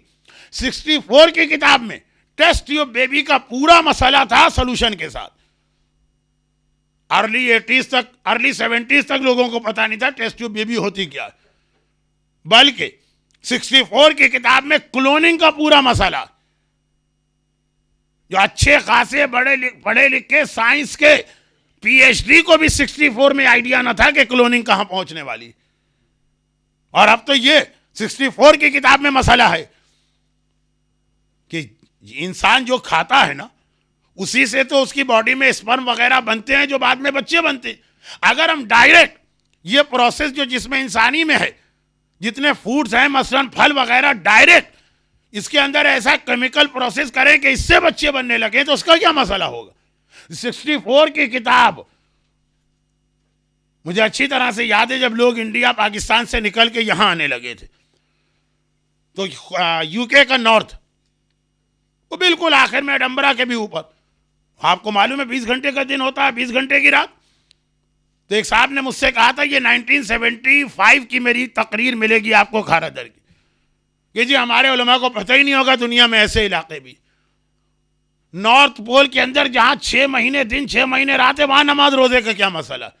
شیخ توسی کی کتاب میں نارتھ پول کو ڈسکس کیا گیا. شیخ توسی کا پیریڈ ہے آج سے تقریباً 1100 سال پہلے کا. اس وقت اس کے اندر ہے کہ نارتھ پول ساؤتھ پول دنیا میں 2 ایسے علاقے ہیں جہاں 6 مہینے کا دن 6 مہینے کی رات ہے، تو وہاں کی نماز کا مسئلہ کیا ہے، وہاں کے روزے کا مسئلہ کیا. 11 سینچری بیک ہمارا مرجع اس وقت اس پر ڈسکس کر رہا. 100 سال پہلے تک انڈیا پاکستان کے لوگوں کو یہ نہیں پتا تھا کہ ناروے کے اوپر ایک بورڈ لگا ہے کہ یہاں دنیا ختم ہو جاتی، اور وہ 1100 سال پہلے ہماری مرجعیت. تو ہمیں پتا نہیں ہے. یہ کمیونیکیشن گیپ ہے، اور یہ کمیونیکیشن گیپ مرجع نے نہیں کریٹ کیا، یہ دشمنوں نے کریٹ کیا ہمارے بچوں کے ہمارے یوتھ کے ذہن میں یہ زہر ڈال کر. چنانچہ اگر صرف اس لیے کہ آپ کے گھر میں 2 عیدیں ہونے جا رہی آپ مرجعیت کے اگینسٹ جا رہے ہیں، تو اس سے زیادہ بڑی حماقت، یہ تو ایک فلش ایکٹ ہے کہ خالی اپنی عید بچانے کے لیے آپ مرجعیت جیسے انسٹیٹیوشن کی مخالفت کر رہے ہیں. مگر عید تو خیر اس لیے میں نے کہا کہ اس سال عید میں مسئلہ بہت بڑھ گیا، لیکن ویسے ہمارے یوتھ کے ذہن میں ہے یہی کہ مراجے کوئی چیزیں کیا پتہ ہوں گی، وہ بیچارے کیا جانتے ہوں گے انٹرنیٹ کیا ہے اور ویب سائٹ کیا ہے اور نارتھ پول کیا ہے اور کلوننگ کیا ہے اور کیا ہے. اور دشمن یہ چاہتا ہے کہ ہمارے بچے ہمارے مراجے کے اگینسٹ رہیں. چنانچہ انڈیا پاکستان کے بچوں کو وہاں کے حساب سے بتاتے ہیں. وہاں زیادہ سائنس وائنس کریں تو لوگ آپ کو دھکے دے کے نکال دیں گے. وہاں تو جن اور بھوت کی بات کرنا پڑتی ہے، تو وہاں اس اعتبار سے مرجے کے خلاف کام ہو رہا، اور یہاں اس اعتبار سے کام ہو رہا کہ جی تمہاری نالج زیادہ جو اتنی لمیٹڈ ہے کہ جو آپ کو بی بی سی دکھا رہا بس آپ کو وہ معلوم ہے، اس کے علاوہ کچھ نہیں پتا آپ کو، اور آپ یہ سمجھتے ہیں کہ قرآن اور حدیث کو آپ نے سمجھ لیا. مگر یہ اگر ایک اینڈ ہے تو دوسرا اینڈ یہ کہ اتنا احترام کرنے والے لوگ بھی موجود. اور یہ یاد رکھیے کہ جب مرجعیت کا اتنا احترام ہوتا، اور مرجعیت تو ایک خیر اس لیے بات آ گئی کہ اس وقت ویسٹ میں رہنے والوں کا سب سے بڑا مسئلہ بنا دیا گیا، لیکن وہ مرجعیت بھی ایک اسموک اسکرین. اس کے حوالے سے باقی جو ہمارے یوز پہ کام ہو رہا ان کو ڈسکو کی جانب لے جایا جا رہا کہ مرجع کو کیا پتا ہے کیا چیز ہوتی. وہ تو نجف میں رہنے والا ہے، اس کو کیا پتا کہ انٹرٹینمنٹ کیا چیز ہوتی. اصل وہ مرجع کے خلاف باتیں کر کے اندر سے سارے فعل حرام کی جانب ہم کو لے جا رہے ہیں. لیکن ذرا دیکھیے ایک چھوٹی سی سٹوری. مرجع کو جو مانتے ہیں تو اتنا مانتے ہیں ٹاپک ختم. اور ساتھ ساتھ جب کوئی آدمی صحیح معنوں میں اللہ کو فالو کرے گا، تو کل آپ نے ایک واقعہ سنا وہ رسول اللہ کے زمانے کا تھا کہ سب اللہ نے دے دیا جو وہ حرام سے کما رہا تھا. آج ایک دوسری بات سنیے، یہ ہمارے ریسنٹ اس دور کی کہانی، پھر دیتا ہے اور بہت دیتا. ایک چھوٹی سی بات پہلے میں کہہ دوں اور اس کے بعد یہ سٹوری سنا کے مصائب کی منزل. اور وہ یہ ہے کہ یہ جو ڈیٹس ہیں نا، یہ زیارت کی ڈیٹس کہلاتی ہیں. کربلا کا راستہ جب کھلا ہوا تو 40 کی زیارت کے لیے روایتوں میں اسپیشل ایک ایمفیسائز کیا گیا، اور ساری دنیا سے لوگ 40 کے دن کربلا جاتے ہیں. 40 کے دن کربلا میں اس وقت بھی جو کربلا کی زیارت کو اتنا خطرناک بنا دیا گیا، پھر بھی 3 ملین سے 5 ملین کی آبادی ہوتی ہے، حج سے ڈبل مجمع کربلا میں ہوتا ہے 40 کے موقع پہ. اور ایسے دیکھیے شہر تو اتنا چھوٹا ہے، یہ آ کیسے جاتے ہیں، ایسے اس میں میریکل ہوتے ہیں. لیکن وہ ابھی اس وقت ٹائم نہیں ہے، موقع ملا تو شب 40 کچھ بات ہوگی. لیکن جن کے لیے کربلا جانا مشکل ہو رہا کیونکہ یو کے کی گورنمنٹ، آسٹریلین گورنمنٹ سب کا ٹریول ایڈوائز یہ، تو کم سے کم ایٹ لیسٹ وہ لوگ شام جا رہے ہیں کہ اگر بھائی کے پاس نہ پہنچے تو بہن کے پاس. جو انگلش لیکچر میں ابھی آپ نے سنا، بھائی اور بہن نے مل کے اس جہاد کو کامیاب کیا. تو اب یہ زیارت کی ڈیٹ سے آپ کے بھی کتنے جاننے والے یو کے سے ایٹ لیسٹ شام تو جا رہے ہوں گے، اور میں جس دبئی سے آ رہا ہوں وہاں تو بڑے بڑے قافلے اس وقت کربلا کی تیاری کر رہے ہیں، کیونکہ بہرحال دبئی سے کربلا کا راستہ کھلا ہے، فلائٹس بھی چل رہی ہیں، ویزے بھی مل رہے ہیں، ہر فیسلٹی. تو زیارت بہت بڑی ایک عبادت، مگر کچھ لوگ وہ ہوتے ہیں جو زیارت کے لیے جاتے ہیں، اور کچھ لوگ وہ ہوتے ہیں جن کے لیے خود زیارت چل کے آتی. وہ کون لوگ ہوتے ہیں؟ وہ یہ واقعے میں آپ کو 2-3 میسیجز مل جائیں گے. خالی واقعہ پڑھوں گا، پھر شاید اتنا وقت نہ رہے تو باقی باتیں کل میں سمجھاؤں گا. مجھے معلوم ہے کہ ورکنگ ڈے ہے، بچے بھی آ رہے ہیں اور بڑے بھی تو خیر بہت بڑی تعداد میں ہیں، تو میں آپ کی مجبوری سمجھ کے ٹائم لیمٹ کے اندر ہی بات کروں گا. آیت اللہ العظمیٰ آغائے حسین بروجردی. میں نے پہلے بھی عرض کیا تھا کہ آغائے بروجردی کی شخصیت بہت بڑی شخصیت تھی. 1945 میں جیسے ہی سیکنڈ ورلڈ وار ختم ہوئی، آغا ابو الحسن اصفہانی کا اسی زمانے میں انتقال ہوا تھا. وہاں سے ان کی مرجعیت شروع ہوئی ہے اور 1961 تک ان کے انتقال تک رہی. ویسے بائی دا وے ہمارے یہاں پوری شیعہ ہسٹری میں ہمیشہ 2-3 مرجع ایک ٹائم پہ رہیں. یہ ہر دور میں رہا. اب ایسٹ افریقہ میں رہنے والے بزرگوں کو یاد دلا رہا ہوں. جب آغا بروجردی تھے اس وقت آغا محسن حکیم بھی تھے، اور یہی اسپلٹ تھا. کچھ لوگ کہتے تھے ان کی تقلید، کچھ ان کی. بہرحال آغا بروجردی کی شخصیت زیادہ مشہور تھی، بہت بڑی شخصیت تھی. ایسٹ افریقہ کے کھوجوں نے صحیح معنوں میں تقلید آغا بروجردی سے شروع کی. اگرچہ اس سے پہلے آغا اصفہانی کی بھی تقلید ہوئی ہے، لیکن انڈیا پاکستان میں کم ہوئی. اور اس وقت تک ایسٹ افریقہ کے لوگ انڈیا پاکستان کے علماء کا بڑا احترام کیا کرتے تھے. خیر آگے میں کچھ نہیں کہہ رہا ہوں. تو تقلید آغا بروجردی کی پہلے معنوں میں، پھر اس کے بعد آغا محسن حکیم اور سلسلہ بڑھا. ایران کے ایک بہت ہی مشہور عالم ہیں حجت الاسلام حسین انصاریان. واقعاً ایسی شخصیت ہے کہ آپ ان کی ایک اسپیچ سنیے آدمی پورا چینج ہو کے رہ جاتا. آدمی کے انر کو چینج کر دیتے ہیں. بڑی روحانیت، بڑی اسپریچول ٹائپ کی ان کی تقریریں ہوتی ہیں. جیسے ایک میڈیکل کا ڈاکٹر ہوتا، یہ روح کے ڈاکٹر کہلاتے ہیں. بڑے بڑے عادی شرابی ایک درس میں جاتے ہیں اور بالکل چینج ہو کے آ جاتے ہیں. اچھا خیر اب یہ بتا رہے ہیں کہ ان کے استاد نے جب یہ حوزہ علمیہ قم میں پڑھ رہے تھے، ان کے استاد نے ایک واقعہ سنایا ان کو 1951 کا. آغا بروجردی 1945 سے مرجعیت شروع ہوئی. 1951 کا واقعہ سنایا کہ ان کے استاد کہتے ہیں کہ میں آغا بروجردی کی خدمت میں قم میں گیا. مراجع کرام دن کا ایک وقت ہوتا ہے کہ جب وہ پبلک کے لیے اویلیبل ہوتے ہیں. لوگ آتے ہیں جاتے ہیں، مسئلے پوچھتے ہیں، زوار زیارت کرتے ہیں، فوٹو بناتے ہیں، جو کچھ بھی ہے. تو میں جا رہا تھا، اس ٹائم پہ میں جا رہا تھا. اس زمانے کی لائف بھی بڑی سمپل تھی. یہ سیکیورٹی، سیفٹی، یہ سارے پرابلم بھی نہیں تھے. جب میں انٹر ہونے والا تھا اس کمرے میں جس میں آغا بروجردی وزیٹرز کو رضا دیتے تھے آنے کی، تو ابھی میں دروازے کے باہر تھا. میں نے دیکھا ایک آدمی باہر آ رہا ہے. پبلک پلیس میں تو یہی ہوتا ہے، 2 جا رہے ہیں تو 3 آ رہے ہیں، تو 3 جا رہے ہیں تو 6 آ رہے ہیں. وہ آدمی باہر آ رہا، لیکن وہ جس طرح سے باہر آ رہا تھا نا وہ بڑا شاکنگ تھا. صرف انڈر گارمنٹس پہنے ہوئے تھا. سمجھیے ایک طرح کی انڈر ویئر، یا سب تھوڑا بڑا شارٹ اور ایک بنیان. اچھا اسلام نے ایک ڈریس کوڈ ہر جگہ کے لیے رکھا، اور پھر بڑے آدمیوں کی یعنی علماء، بزرگ، مجلس ایک رسپیکٹ ہوتی. بہت ساری چیزیں ایسی ہوتی ہیں کہ نہیں آدمی عام زندگی میں اسے فالو نہیں کرتا. جیسے کہ طیب حجاب عورت کیوں نہ ہو، روزے پہ جائے گی تو ایک چادر پہنے گی نا، حج کے لیے جائے گی تو ایک حجاب کرے گی نا، چاہے بعد میں وہ کیسی ہی کیوں نہ ہو. ایک رسپیکٹ ہوتی ہے، ایک چیز ہوتی ہے کہ نہیں. وہ حجاب پہ بلیو نہیں کر رہی ہے، لیکن حجاب نہیں، سامنے والے کی رسپیکٹ. تو مجالس میں آنے کا بھی ایک ڈریس کوڈ ہے.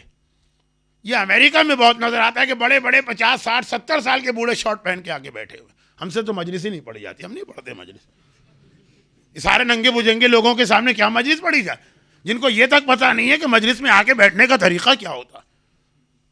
ایک طرف بھائی مجلس میں آپ کیوں آ رہے ہیں, مجلس میں کیوں آ رہے ہیں؟ کہا کہ جی یہ ثواب ہے, فضیلت ہے, مجلس میں آنے والوں کو شہزادی دعا دیتی. تو جس مجلس میں شہزادی آئی اس میں جس ڈریس میں آپ آئے ہیں, کیا یہ ایسا ڈریس ہے کہ آپ شہزادی کے سامنے اس ڈریس میں جا سکیں؟ بھئی 8-10 سال کا بچہ بھی ہم کو برا لگتا ہے لیکن وہ چل جائے گا. 40 45 50 سال کے بڈھے یہ شارٹ پہنے ہوئے ہیں, وہ مائیکل جیکسن والی جو ٹی شرٹ ہوتی ہے. بڑے لوگوں کی بات میں کر رہا ہوں, ایک ڈگنیٹی بھی تو ہوتی ہے, اور جو ایک احترام عزا کا, جو ایک احترام صف کا, جو ایک احترام شہزادی کا. تو خیر کہنے کا مقصد یہ ہے کہ انڈیا پاکستان میں یہاں کے مقابلے میں زیادہ کچھ رسپیکٹ, اور خود آپ نے اس افریقہ میں بھی کبھی ایسا ڈریس نہیں دیکھا ہوگا, اور پھر ایران عراق میں اور زیادہ, اور پھر مرجے کے بعد آدمی جائے مرجے کے پاس, تو یہ حیران ہو گئے کہ اور 51 میں تو اتنی مصیبت آئی بھی نہیں تھی. امریکن کلچر اتنا نہیں پھیلا تھا, وہ کوک اور جین کی مصیبت ہمارے اوپر نہیں آئی تھی, فاسٹ فوڈ نہیں چھایا تھا, BBC اور CNN نے ہمارے دماغ نہیں بنائے تھے. اس وقت ایک آدمی کو دیکھا کہ خالی انڈر ویئر اور بنیان پہن کے باہر جا رہا مرجے کے پاس سے. خیر وہ چلا گیا, اسے کیا کہیں, آ کے بیٹھ گئے. آپ گئے ہوں گے مرجے کے پاس تو آپ نے دیکھا ہوگا مرجے, اس کے بعد دائیں بائیں رائٹ لیفٹ بڑے بڑے علماء بیٹھے ہوتے ہیں, اس کے اسٹوڈنٹ, پھر عام آدمی ہوتے ہیں سامنے. یہ جا کے بیٹھے, ایک بڑے عالم تھے یہ قوم کے. انہوں نے اپنے برابر والے سے پوچھا کہ یہ ایک آدمی ابھی یہاں سے نکلا, تم میں سے کسی نے اس کو منع نہیں کیا کہ اس ڈریس میں مرجے کے سامنے نہیں آتے ہیں؟ وہ جو برابر میں عالم بیٹھے تھے, علماء کی ایک الگ لائن ہوتی. اس نے کہا کہ تمہیں پتہ ہی نہیں کہ اسٹوری کیا, اسی لیے اسلام کہتا ہے کہ کنکلوژن پہ جمپ نہ کرو, پہلے ڈیٹیل معلوم کرو. کہا معلوم ہے کیا, یہ آدمی ابھی آیا تھا تو فل ڈریس میں تھا, اور آپ کے یہاں اس افریقہ میں بھی یہ لباس رائج ہے جو اصل میں تو ویسے عربوں کا ہے. وہ پورا ایک لمبا کرتا ہوتا ہے جسے کہیں خاکو کہتے ہیں, کہیں کنتورا کہتے ہیں, کہیں توپ, عربی میں توپ کہتے ہیں. کہا یہ آدمی آیا, اور یہ تھا کون؟ یہ تہران کا سب سے بڑا غنڈہ اور بدماش, بلکہ گینگ لیڈر, اور اس کا گینگ تہران کا سب سے بڑا گینگ تھا. شرابی, ڈرگز کی اسمگلنگ میں انوالو, پتہ نہیں کتنے کیسینو چلا رہا, پتہ نہیں کتنی جگہ پہ نائٹ کلب چلا رہا, اور ڈاکو. روزانہ ذرا آدمی کو آگے بڑھنا چاہیے نا. کل چور کی کہانی آئی تھی, آج ڈاکو کی کہانی آئی ہے. چور سے ڈاکو بڑا ہوتا. تو ڈاکو جو سینے پہ بندوق رکھ کر کہے کہ جو جیب میں ہے نکالو. جو شکاگو نیو یارک میں ہم لوگ جاتے ہیں مجلس پڑھنے بھی, تو لوگ $5 کا نوٹ ڈال دیتے ہیں کہ کوئی مل جائے گا, کوئی ڈاکو واکو, اور آپ کی جیب میں کچھ نہ ہوا تو اسی بات پہ خنجر یا چھری مار دے گا. کچھ تو لے کے جائیے. گاڑیاں لوگ پارک کرتے ہیں جو $5 کا ایک نوٹ یا $2 $1 کا نوٹ لگاتے ہیں, یہ گاڑی کی سیفٹی کی ذمہ داری. تو اب یہ ڈاکو ساری زندگی اس نے حرام کمایا, اور بہرحال غنڈہ بدماش جیسا ہوتا. اب کوئی واقعہ ایسا پیش آیا, ہو سکتا ہے اس نے وہی آیت سن لی ہو جو کل میں نے پڑھی, یا کوئی اور واقعہ.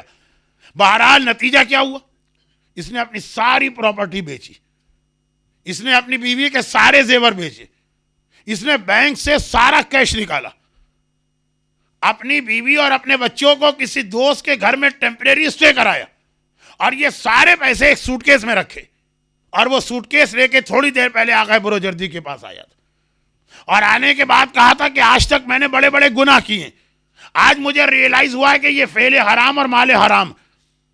جو کل میں کہہ رہا تھا نا کہ ایک ہوتا ہے ڈرنا, خالی ڈرنا کافی نہیں ہے, ڈرنے کے بعد پھر آدمی نہن نفس عن الہوا گناہوں سے بچے. اگر نمازیں چھوڑی ہیں تو اس کی قضا کرنا پڑے گی, اور خمس نہیں دیا تو خمس کا پیمنٹ کرنا. یہ آ رہا غنڈہ بدماش گینگ لیڈر. اتنا مسئلہ اس کو بھی معلوم ہے کہ جو مال حرام میں نے کمایا ہے, جب تک کہ یہ واپس نہیں کروں گا اس کے مالک کو میری توبہ قبول نہیں. اس غنڈے بدماش کو معلوم ہے جو آج نماز شب پڑھنے والوں کو نہیں معلوم ہوتا. سمجھتے خالی توبہ کر لی, توبہ توبہ توبہ, گناہ معاف ہو گیا. خیر وہ آیا آقا بروجردی, پورا suitcase, not briefcase, اس زمانے میں شاید بریف کیس بنے بھی نہیں تھے 51 میں. پورا سوٹ کیس نوٹ سے بھر کے لا رہا, اور آگے کہتا ایک مسئلہ شرعی کہ اگر کسی کے پاس مال حرام ہے اور اسے یہ نہیں معلوم کہ یہ کس کا ہے, پہلا اسٹیپ تو ہے مال حرام ہے تو اس کے مالک کو لوٹاؤ, اور اگر مالک نہیں پتا تو اس کو کہتے ہیں مجہول المالک, جس کا مالک اننون ہے, یہ مجتہد یا اس کے وکیل کو دیا جاتا. وہ آیا, اب دیکھیے چوری کرنے والا, ڈاکہ ڈالنے والا, سینے پہ بندوق رکھ کے پیسے لینے والا, کوئی لسٹ تو نہیں بناتا ہے نا کہ آج میں نے کس کو لوٹا, کل کس کو لوٹا. چور کو پھر بھی یاد ہوتا ہے, ڈاکو کو کیا یاد. وہ آ کے کہتا ہے میں نے حرام کمایا, میرے کیسینو چل رہے تھے, پتہ نہیں کس کس کا پیسہ اس میں آیا, میں نے شراب بیچی, پتہ نہیں کس کس نے شراب خریدی. ریٹیلر بھی نہیں ہے کہ خود دکان پہ بیٹھتا ہو, یہ تو لیڈر ہے. کہا یہ سارا حرام کا پیسہ, اور مجھے معلوم میری توبہ ایکسیپٹڈ نہیں ہے جب تک کہ میں یہ مال حرام واپس نہ کروں. تو میں ان کو تو نہیں جانتا ہوں جن کا یہ مال حرام ہے, جن کا یہ پیسہ حاکم شرع یعنی مجتہد کو واپس کرنے آ رہا ہوں. میرا مکان اسی سے بنا تھا, مکان بیچ دیا. میری بیوی کا زیور اسی سے بنا تھا, زیور بیچ دیا. بینک میں سارا کیش وہی تھا, وہ کیش لے آیا. میری گاڑی جو تھی وہ اسی مال حرام کی تھی, کار بھی بیچ دی, بس سے آیا ہوں اور یہ سارا پیسہ لا کے دے رہا ہوں.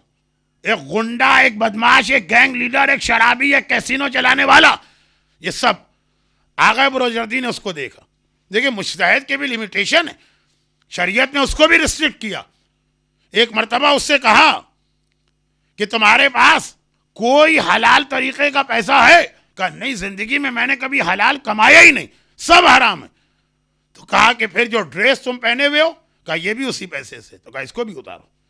بھائی اگر پوری توبہ کروا رہے ہو نا, مرجے کے کندھے پہ بندوق رکھ کے تو نہیں چلانا. مرجے کیوں؟ کہا کہ پوری توبہ, یہ کپڑے بھی اتارنا. خالی اتنا ڈریس چھوڑ دو جس کا اتارنا حرام ہے, جس سے باڈی چھپتی ہے. یہ کرتا تک اتروایا آغا بروجردی نے, وہ نہیں آیا تھا اس ڈریس میں. آغا بروجردی نے کہا یہ بھی اتار کے یہاں رکھو اس لیے کہ مال حرام. اس نے اس میں سے 10 تومان یعنی سمجھیے 1 پاؤنڈ نکال کر باقی رکھ دی. آغا بروجردی نے کہا یہ کیا یہ مال حلال ہے؟ کہا نہیں یہ بھی حرام ہے, یہ تو میں نے اس لیے نکال کے رکھا کہ تہران جانا ہے بس کا کرایہ. کہا حرام ہے تو یہ بھی رکھو.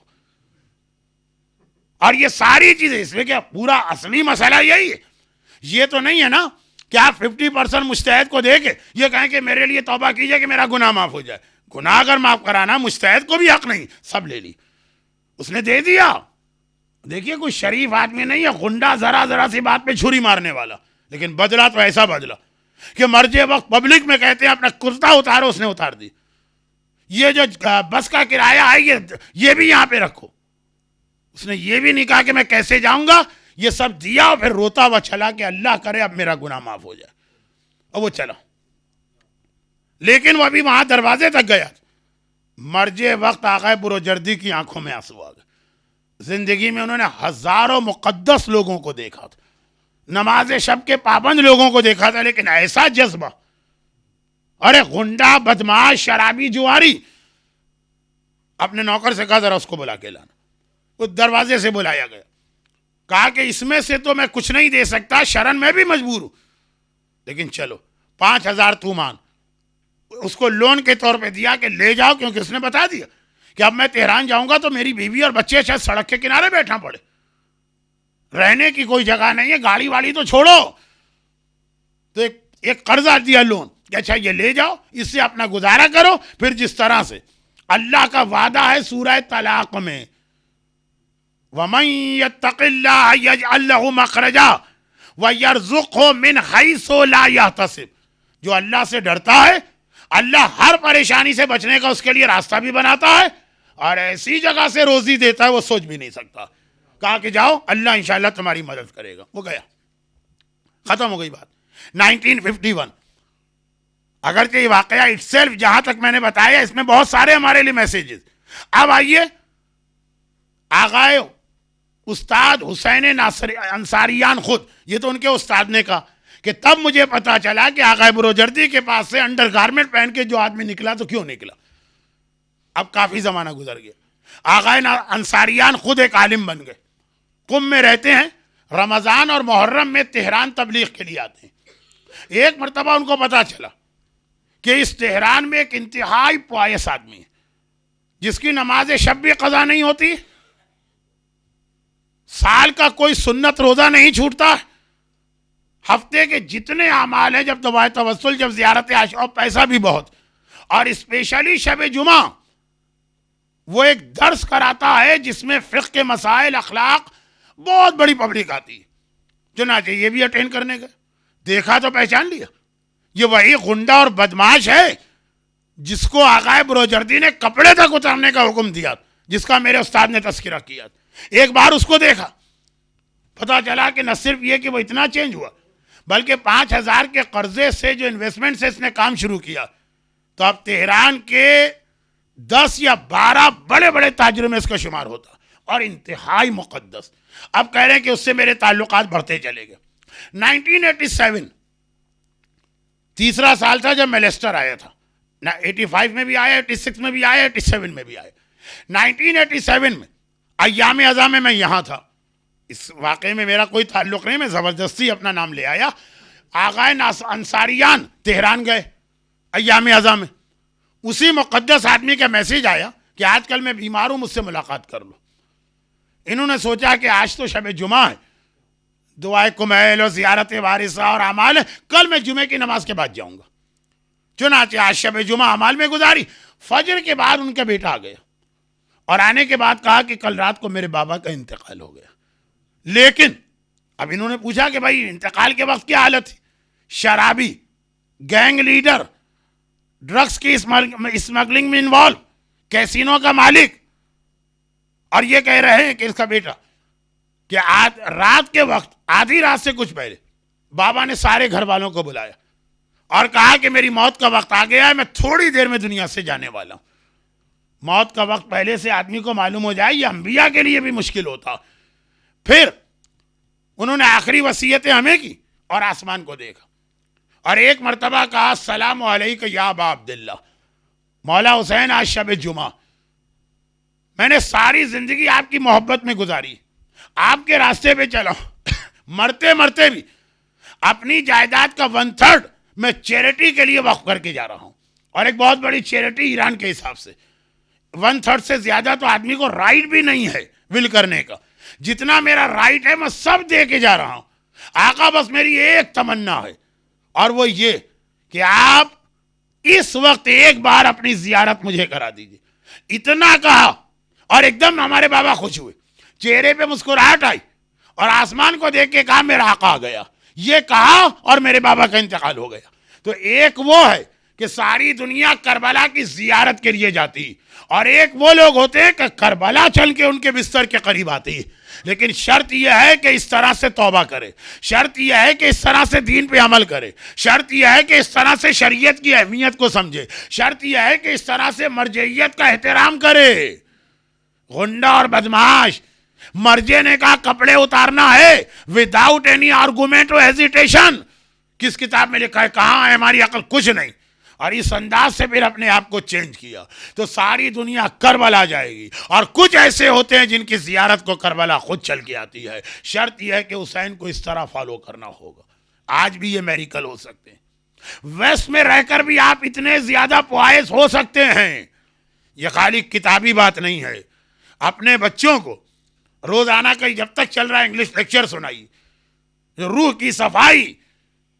اور خود جو میں میسج دینے کی کوشش کر رہا ہوں, میں تو کوئی بڑا عالم ہوں نہیں, طالب علم, بس ذہن میں رکھیے گا کہ یہ فرق ہوتا ہے. ایک وہ ہے جو چل کے کربلا جاتا, اور ایک وہ ہے جس کے پاس چل کے کربلا آتی. ابھی آپ نے انگلش لیکچر کے مصائب میں ایک روایت سنی, میں اسی جیسی ایک اور روایت اردو کی مجلس کے آخر میں پڑھ کے ٹائم لیمٹ کو دیکھتے ہوئے اپنا بیان مکمل کر رہا ہوں.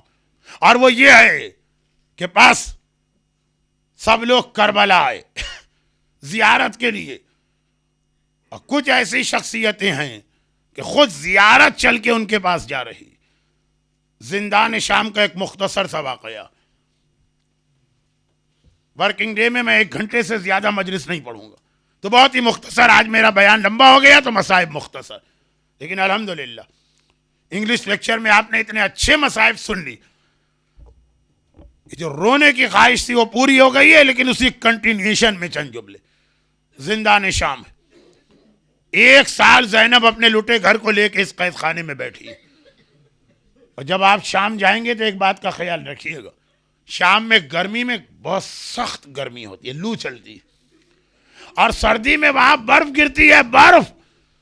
انگلینڈ سے زیادہ وہاں ٹھنڈک ہوتی. جس قید خانے میں زینب ہے اس میں کوئی چھت نہیں، یہ ہیٹنگ ویٹنگ تو چھوڑیے، کوئی چھت بھی نہیں. سردیوں کے اندر وہ برف گر رہی ہے اور زینب اپنے چھوٹے چھوٹے بچوں کو لے کے اسی قید خانے میں بیٹھی. گرمیوں میں ایسی لو چل رہی ہے کہ سیدانیوں اور بچوں کی کھال جل کے سیاہ ہو گئی. وہاں سردی اور گرمی سے بچاؤ کا کوئی انتظام نہیں ہے. بلینکٹ اور چادر تو چھوڑیں، جو ڈیٹیل مسائل بعد میں آئیں گے. بلینکٹ اور چادر تو چھوڑیں، جب ننھی سکینہ دنیا سے گئی تو دینے کے لیے کفن تک نہ تھا. جس جلے ہوئے کرتے کو شام غریبہ پہنے تھی اسی کرتے میں سکینہ کو کفن دے کے دفن کیا گیا. مگر اتنے مظالم کے بیچ میں بھی اہل بیت اطہار نمازیں پڑھ رہے ہیں، تلاوت قرآن کر رہے ہیں، ذکر خدا کر رہے ہیں. تو جو سپروائزر تھا جیل کا زندانی، اہل بیت اطہار کی مظلومیت کو دیکھا، اس کا دل بھی نرم ہو گیا، وہ اہل بیت کی جانب مائل ہو گیا. جتنی فیسیلیٹی اس کے لیے پاسبل تھی وہ دینے لگا. مگر ایک دن، وہ دن کے وقت میرے مولا سجاد کے پاس آیا، ہاتھ جوڑی، کہا مولا میں پہلے آپ کا دشمن تھا، اب آپ کے خاندان سے محبت کر رہا ہوں، لیکن مولا میری ایک کمپلین ہے، اور وہ یہ ہے کہ آپ لوگ یہ تو نہ کریں نا کہ یزید مجھے اور میری ساری فیملی کو قتل کرا دے. مولا سجاد نے حیرت سے دیکھا، کہا کہ دشمن کو بھی ہم سے کمپلین نہیں ہوتی ہے، تو ہمارا دوست ہے، آخر کمپلین کیا ہے؟ کہا مولا میں آپ کو اتنی فیسیلیٹی دیتا ہوں نا، مگر ایسا کیوں ہے کہ آدھی رات کو آپ کے یہاں سے ایک بی بی باہر نکل کے سڑک پر بیٹھ جاتی ہیں، ساری رات ماتم کرتی ہیں. اگر یزید کو پتا چل گیا تو مجھے اور میری ساری فیملی کو قتل کرا دے گا. مولا سجاد نے کہا ہمارے یہاں سے کوئی بی بی؟ ایک بات بتا، رات کو جب تو جاتا ہے تو دروازے کو لاک کر کے جاتا ہے نا؟ کہا ہاں. اور صبح خود آ کے دروازے کو کھولتا ہے؟ کہا ہاں. کہا جب دروازہ لاک ہے تو ہم میں سے کوئی بی بی باہر کیسے جائے؟ اب وہ چکرا گیا. کہا مولا یہ بات تو صحیح ہے. مولا نے کہا تو آخر تجھے یہ دھوکہ کیوں ہوا؟ کہا دھوکہ اس لیے ہوا کہ اس بی بی کا لباس بھی ویسا ہی ہے جیسے آپ کے گھرانے کی بیویوں کا ہے، اور اس کا ماتم بھی وہی ہے جو سارا دن یہاں میں سنتا ہوں نا. وہی آدھی رات کو وہ کہتی ہے ہائے میرا حسین، ہائے میرا اکبر، ہائے میرا عباس، ہائے میرا قاسم. لباس بھی وہی ہے، نوحہ اور ماتم بھی وہی ہے. مولا سجاد نے کہا اچھا اب اگر وہ بی بی آئے تو مجھے لے جانا، میں دیکھوں گا. اچھا امام تو جانتے ہیں. واپس پلٹ کے قید خانے میں آئے. ثانیہ زہرا بڑی گھبرا گئی. یاد ہے عاشور کی سے پہر بھیا حسین نے کہا تھا زینب میں جا رہا ہوں، میرا سجاد تیرے حوالے ہے، اس کی حفاظت کرنا. زینب گھبرا گئی. کہا سجاد بیٹا خیریت تو ہے؟ یہ آدمی اتنی دیر کیا باتیں کرتا رہا؟ مولا نے ساری بات بتائی. زینب حیران ہو کر کہتی ہے بیٹا اب اگر وہ بی بی نظر آئے تو مجھے بھی لے کے چلنا، میں تو دیکھوں ہے کون. آدھی رات کا وقت ہے. زندانی دوڑا آیا، کہا کہ دیکھیے فرزند رسول آج بھی وہ بی بی نظر آ رہی ہے، آئیے میں آپ کو لے چلوں. سجاد نے کہا پھوپھی اماں آئیے. زینب چلی، دیکھا کہ واقعاً باہر سڑک کے کنارے ایک نقاب پوش اور سیاہ پوش بی بی بیٹھی ہے اور بار بار ماتم کر رہی، ہائے میرا حسین، ہائے میرا عباس. سجاد زندانی کو لے کے ایک طرف چلے گئے. زینب آگے بڑھی، قریب جا کے کہا بی بی پہلے تو میں آپ کا شکریہ ادا کروں، کسی نے میرے لٹے گھر کا ماتم نہیں کیا، آئے آپ نے میرے گھر کا ماتم کیا. اور پھر ایک سوال تو کر لوں، آپ ہیں کون کہ میرے حسین کا ماتم کر رہی ہیں؟ وہ بی بی نے چہرے سے نقاب ہٹائی. زینب میں تیری ماں فاطمہ زہرا، ارے راستے میں بھی تجھے ملی تھی، کوفے میں تیرے ساتھ، شام میں میرے ساتھ. زینب گھبرانا نہیں، بڑی سے بڑی مصیبت آ جائے تیری ماں فاطمہ ہر مصیبت میں تیرے ساتھ ساتھ. الا ولعنۃ اللہ علی اعدائہم اجمعین. پروردگارا تجھے ثانیہ زہرا زینب کبریٰ کے ان مصائب کا واسطہ اور حسین کی دکھیاری ماں فاطمہ زہرا کا واسطہ جو لوگ آج کی مجلس میں آئے ہیں ان مومنین اور مومنات کو، ان کی اولادوں کو، ان کے گھروں کو، ان کے گھر والوں کو ہر آفت و پریشانی سے محفوظ فرما. پروردگارا جس لٹے گھر کا فاطمہ ماتم کر رہی ہیں، کربلا کے ان لاشوں کا واسطہ ہمارے تمام مرحومین خصوصاً جو مومنین اور مومنات آج ہیں ان کے خاندان کے تمام مرحومین کی مغفرت فرما. پروردگارا آج کربلا کا ذکر ہوا، ہر مومن اور مومنہ کو جلد از جلد چہاردہ معصومین کی زیارت خاص طور پہ کربلا سے مشرف فرما، اور جو لوگ زیارت کے راستے میں رکاوٹ ہیں ان ظالموں کو نیست و نابود فرما. پروردگارا جس آنکھ میں آنسو کا ایک قطرہ آیا ان کے ان آنسوؤں کا واسطہ ان کی ساری دعائیں اور حاجتیں پوری فرما، اور ان مظالم کے انتقام کے لیے امام زمانہ کے ظہور میں تعجیل فرما. ماتم حسین.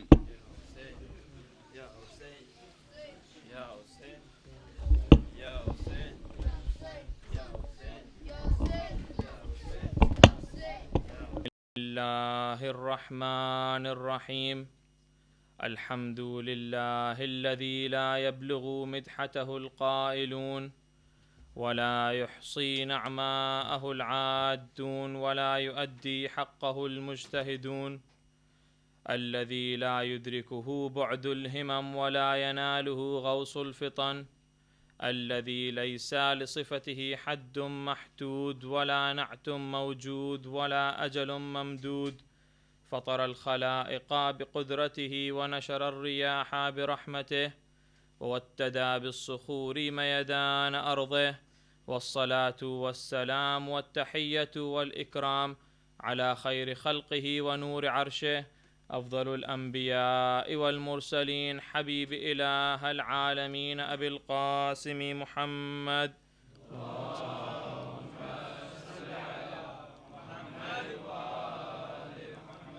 وعلى أهل بيته الطيبين الطاهرين المعصومين الذين أذهب الله عنهم الرجس وطهرهم تطهيرا.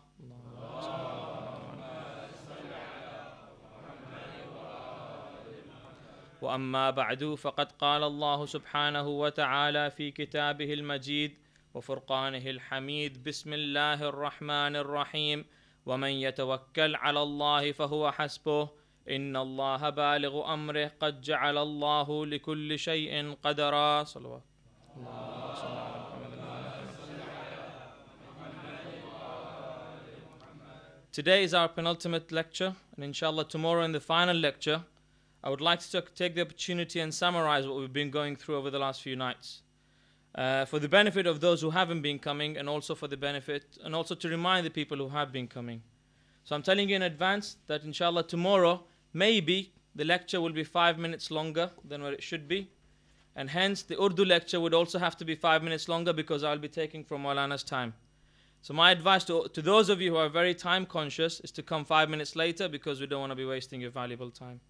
It's funny because you'd sit there and you'd allow yourself to watch the 3-hour Titanic or the King Kong, and yet when we come to the majlises, it's as if someone's pushing rocks of volcanoes down our throat. In any case, so inshallah today, what I'd like to do is I'm giving, over the last few nights we've been seeing how certain things that we do or certain actions that we take and the deeds that we do can either bring us closer to Allah or further away from Him. Today, inshallah as well, I'd like to discuss about an attribute which Allah loves to see in His creatures. It's also an attribute that is very hard to practice, especially in our today's world, in the Western environment, and in our technological era, basically. Yesterday, Maulana Sadiq Hasan, at the end of his majlis, introduced the ayah which I just recited in front of you, whose English translation goes as, "Whosoever puts his trust in Allah, then that is sufficient for him." The day before yesterday, Maulana Sahib also was telling us that the religion of Allah is the most simplest, most practical way of life. And I was sitting at the back on Sunday and I was watching the heads twist and turn. So today, when I tell you that the topic for today is tawakkul, I can already imagine that on my way out tonight, people would be standing outside with the slippers in their hand ready to hit me. Come on, man, it's the 21st century. Yeah? You can't stand today and talk about tawakkul. You can't stand today and say, have trust in Allah, Allah will bring your rizq to you. Have trust in Allah, for Allah will look after you and your families. 21st century, man. Today, if I don't sell alcohol in my shop, or if I don't allow the consumption of alcohol on my premises, the punters won't come in. Today, if I don't sell the lottery in my shop, or don't sell these dirty magazines in my shop, my business will no longer be profitable. Today, if I don't go into the pubs with my friends, I'll be left out. Today, if I don't take the scarf off of my head, I won't pass in that interview, or I won't get that job. Today, I've even seen it this far, that today, if I don't hug these girls, I will be an outcast in my friend's circle. Allahu Akbar. I was gobsmacked when I saw that. And I am not talking about mushrikeen, I'm not talking about the Hindus or the Sunnis or the Wahhabis or the Aga Khanis or the Ismailis or what have you. I'm talking about our own Shia Ithna Ashari brothers. Khojas, for God's sake. Yeah, today, and then we talk about why are things going wrong? Why is bad things always happening to us?